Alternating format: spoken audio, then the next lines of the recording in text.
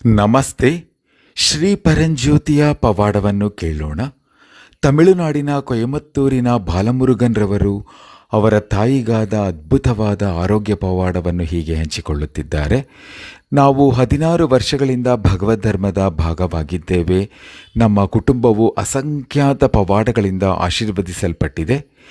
ಇಲ್ಲಿ ನಾನು ಕೆಲವು ವರ್ಷಗಳ ಹಿಂದೆ ನನ್ನ ತಾಯಿಯವರಿಗಾದ ಒಂದು ಆರೋಗ್ಯದ ಪವಾಡವನ್ನು ಹಂಚಿಕೊಳ್ಳುತ್ತಿದ್ದೇನೆ. ಸುಮಾರು 5 ವರ್ಷಗಳ ಹಿಂದೆ ನನ್ನ ತಾಯಿಯವರು ಅವರ ಕಾಲು ಮತ್ತು ಪಾದಗಳಲ್ಲಿ ಎಡಿಮಾದಿಂದ ಬಳಲುತ್ತಿದ್ದರು. ಅವರಿಗೆ ಮಧುಮೇಹ ರೋಗವಿತ್ತು ಮತ್ತು ಔಷಧಿಗಳನ್ನು ತೆಗೆದುಕೊಳ್ಳುತ್ತಿದ್ದರು. ತಿಂಗಳುಗಳು ಕಳೆದಂತೆ ನಾವು ಅವರ ಹೊಟ್ಟೆಯು ಉಬ್ಬರಗೊಂಡಿದ್ದನ್ನು ಕಂಡುಕೊಂಡೆವು ಮತ್ತು ಅಲ್ಲಿ ದ್ರವವು ಶೇಖರಣೆಯಾಗಿತ್ತು. ನಾವು ಹಲವಾರು ವೈದ್ಯರುಗಳೊಂದಿಗೆ ಸಮಾಲೋಚಿಸಿದೆವು ಮತ್ತು ವಿವಿಧ ಚಿಕಿತ್ಸೆಗಳನ್ನು ಪ್ರಯತ್ನಿಸಿದೆವು. ಆದರೆ ನನ್ನ ತಾಯಿಯವರ ಆರೋಗ್ಯ ಸ್ಥಿತಿಯು ಹದಗೆಡುತ್ತಿತ್ತು.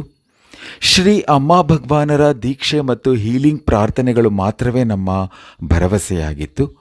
3 ವರ್ಷಗಳ ಕಾಲ ನಡೆದ ಹಲವಾರು ಪರೀಕ್ಷೆಗಳು ಮತ್ತು ಚಿಕಿತ್ಸೆಗಳ ನಂತರ ಅವರ ಮೂತ್ರಪಿಂಡಗಳು ಸರಿಯಾಗಿ ಕೆಲಸ ಮಾಡುತ್ತಿಲ್ಲವೆಂದು ಮತ್ತು ನಿಯಮಿತವಾಗಿ ಆಕೆಯು ಡಯಾಲಿಸಿಸ್ಗೆ ಒಳಗಾಗಬೇಕೆಂದು ನಿರ್ಧರಿಸಲಾಯಿತು.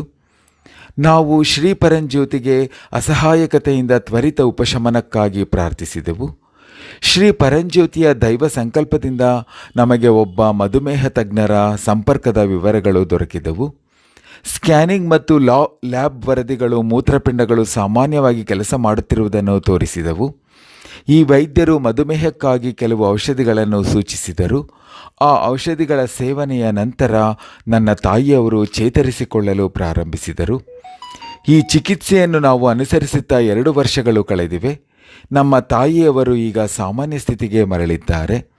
ನನ್ನ ತಾಯಿಯವರು ಸಂಪೂರ್ಣವಾಗಿ ಚೇತರಿಸಿಕೊಳ್ಳುವಂತೆ ಮಾಡಿದ ಶ್ರೀ ಪರಂಜ್ಯೋತಿಯವರ ದೈವಿಕ ಅನುಗ್ರಹಕ್ಕೆ ನಾವು ಹೃತ್ಪೂರ್ವಕವಾದ ಧನ್ಯವಾದಗಳನ್ನು ವ್ಯಕ್ತಪಡಿಸುತ್ತೇವೆ.